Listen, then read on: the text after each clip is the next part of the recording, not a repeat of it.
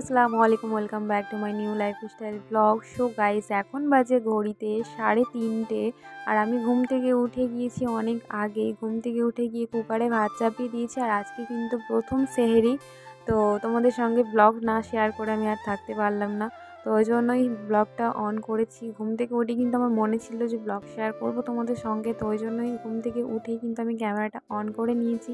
ঘুম থেকে উঠে আগে প্রথমে ভাত বসিয়েছি, তারপরে ক্যামেরাটা অন করে আমি ব্রাশ করছিলাম। আর বাইরের ভিউটা দেখতেই পেলে কি সুন্দর লাগছে, শুনশান হয়ে আছে। তো মা এখানে আমার জন্য ভাত বেড়ে নিয়েছে, মা বাবা আর আমি একসঙ্গেই খাবো। তো এখানে মাংস গরম করে নিয়েছি। তো দেখতে পাচ্ছ আমার খাওয়া দাওয়া কমপ্লিট হয়ে গেছে। তারপরে এই যে চাটা কিন্তু আমার লাগবেই, সেহরির পরে আমার চাটা লাগবে, মানে সেহরির সময় আর কি, মানে খাওয়া দাওয়ার পরে আমার চাটা দরকার। তো আজান হয়ে যাওয়ার পরে এই যে আমি নামাজও পড়ে নিয়েছি। নামাজ পড়ে নেওয়ার পরে তোমাদের সঙ্গে একটু শেয়ার করলাম ভিডিও ক্লিপ। তোমরা কিছু মনে করো না, আমি তোমাদের সঙ্গে সব কটা জিনিস শেয়ার করি বলেই আমি কিছু কিছু ভিডিও ক্লিপ তোমাদের সঙ্গে শেয়ার করছি। তো এখন বাজে ঘড়িতে 1:30, আমার নামাজও হয়ে গেছে। 1:30 বলতে দুপুর 1:30 মানে জোহরের নামাজ আমি পড়ে নিয়েছি। জোহরের নামাজ পড়ার পরে তোমাদের সঙ্গে ভিডিও ক্লিপ শেয়ার করলাম। তো এখানে ঘুগনি ভিজিয়ে দিয়েছি। ওই যে বললাম মটরটা আমার ভীষণই পছন্দ, এর আগের ব্লগে বলেছি। তো ওই জন্য এখানে সর্বপ্রথম আমি প্রথম দিনে মটরটাই ভিজিয়েছি। তো এখানে আজকে মটরের ঘুগনি হবে। তো এখানে এখন বাজে 1:30, তো এই সময় আমি ভিজিয়ে রাখলাম যাতে ভালোভাবে ভিজে যায়। তারপরে চুলটা ভেজা রয়েছে, তো ভাবলাম চুলটা হেয়ার ড্রায়ার দিয়ে এখানে শুকিয়ে নিই। আর নামাজ পড়েছিলাম স্নান করার পরেই, তো ওই যে মাথায় ওড়না দিয়ে নামাজ পড়েছিলাম, তো চুলটা ভেজা ছিল, ওই জন্য এখানে হেয়ার ড্রায়ার দিয়ে শুকিয়ে নিয়ে একটু ঘুমিয়েছিলাম। আর এখন বাজে ঘড়িতে 5টা। তো এই যে বাবা নিয়ে চলে এসছে ইফতারের সব কিছু, মানে জিনিসপত্র। তো সেই সব জিনিসগুলোই আমি এখানে বের করে করে ইফতার রেডি করছি। তো আমার মতো কে কে ইফতার রেডি করো তোমরা অবশ্যই জানাও। তো ব্লগটা দেখতে থাকো, আশা করি পুরো ব্লগটাই তোমাদের ভালো লাগবে।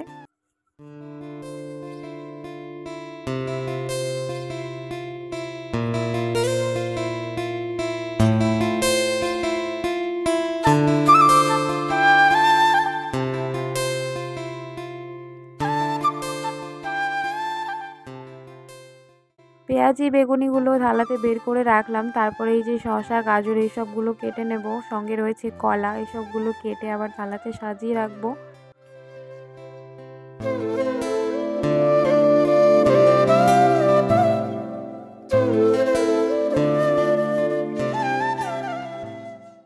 আর আমরা কিন্তু এক থালাতে ইফতার করি। অনেকেই মানে নিজস্ব আলাদা আলাদা থালা রাখে, মানে থালা আলাদা আলাদা করে ইফতার করে। আমাদের কিন্তু সেরকম নিয়ম নেই বাড়িতে।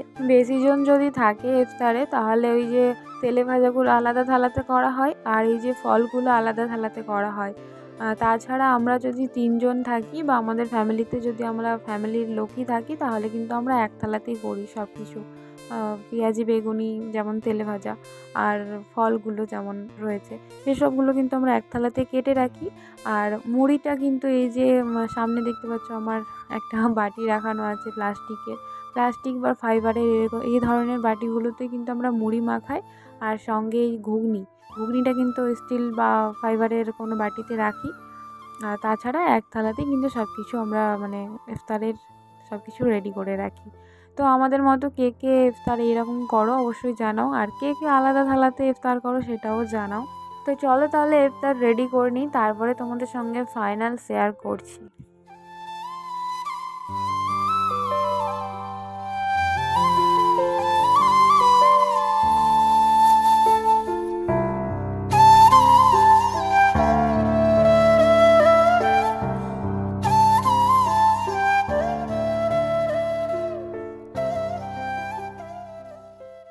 আর এখানে ঘুগনিতে দেওয়া হয়েছে মুগ ডাল চানাচুর। তো মুগ ডালটা বাবা অপশনাল দিয়েছে উপর থেকে। কে কে এরকম করে থালা রেডি করো আমাকে কিন্তু কমেন্ট করতে একদমই ভুলো না।